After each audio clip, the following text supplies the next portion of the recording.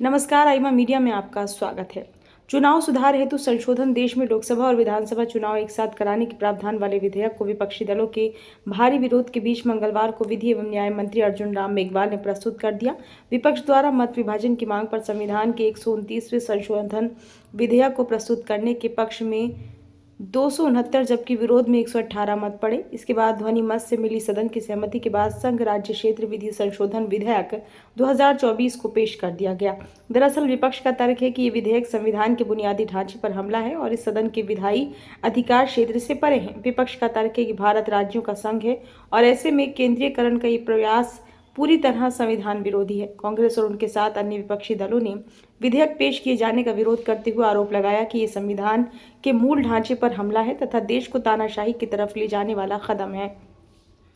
कांग्रेस के आरोपों को सत्तापक्ष ने गंभीरता से नहीं लिया, किंतु गृहमंत्री अमित शाह ने राज्यसभा में बहस का जवाब देते हुए विपक्ष के आरोपों का खंडन किया और विधेयक के प्रावधानों को संयुक्त संसदीय समिति में भेजने की सलाह दी ताकि वहां पर सभी पार्टियों के सदस्य इसके प्रावधानों का विश्लेषण कर सकें और जेपीसी की रिपोर्ट के आधार पर इस विधेयक को पारित किया जाए ताकि सभी पार्टियां इससे संतुष्ट हो सकें।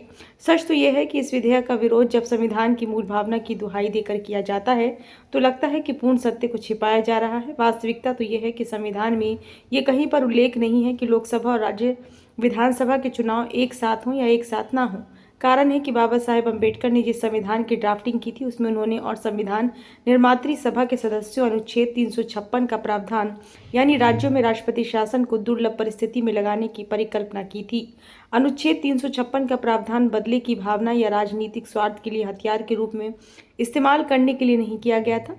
1967 तक लोकसभा और राज्यों की विधानसभाओं का चुनाव एक साथ हुआ करते थे। सवाल उठता है कि क्या इन 17 वर्षों तक देश में केंद्र सरकार ने तानाशाही पूर्ण व्यवहार करके राज्यों के अधिकार पर हमला किया था?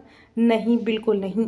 केंद्र सरकार ने 1960 के दशक में विपक्षी राज्य सरकारों को धुआंधार बर्खास्त करना शुरू कर दिया। केरल की ईएमएस नंबूदिरीपाद की वामपंथी सरकार को 1959 में इसलिए बर्खास्त कर दिया गया क्योंकि वे केंद्र सरकार की आंखों की किरकिरी इसलिए बन गई थी कि राज्य में कुछ जन कल्याणकारी योजनाएं शुरू करके लोकप्रियता हासिल करने लगी थी। इसी तरह विपक्षी पार्टियों के नेतृत्व में कई राज्यों में बनी संविध सरकारों को 1960 के दशक में इसलिए बर्खास्त कर दिया गया क्योंकि उन्होंने केंद्र सरकार की तत्कालीन सत्तारूढ़ पार्टी को हराया था। 1967 में बर्खास्त संविध सरकारों में भारतीय कम्युनिस्ट पार्टी, सोशलिस्ट पार्टी और भारतीय जनसंघ जैसी धुर विरोधी पार्टियां शामिल थीं। गैर कांग्रेसवाद के समय में कोई विपक्ष की सरकारों को भला कैसे बर्दाश्त करता है? यही कारण है कि विभिन्न राज्यों में विपक्ष की संविध सरकारों को बर्खास्त करने और मध्यावधि चुनावों की वजह से लोकसभा और राज्य विधानसभा चुनावों की तिथियां अलग अलग हो गईं। संविधान की भावना के प्रतिकूल 42वां संशोधन था जिसमें लोकसभा की अवधि राज्यसभा के बराबर करके 6 वर्ष कर दी गई थी, जिसे फिर 1977 में मोरारजी देसाई की सरकार के वक्त तत्कालीन विधि एवं न्याय मंत्री शांति भूषण ने 44वें संशोधन के माध्यम से निरस्त कराया था।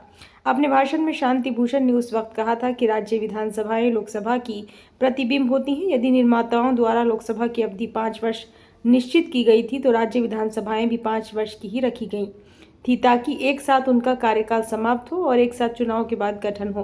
कदाचित 1977 में ही ये प्रयास सफल हो जाता, किंतु सत्ता में वापसी के तुरंत बाद 1980 में 2.5 वर्ष का कार्यकाल पूरा करने वाली गैर कांग्रेसी राज्य सरकारों को फिर बर्खास्त कर दिया गया।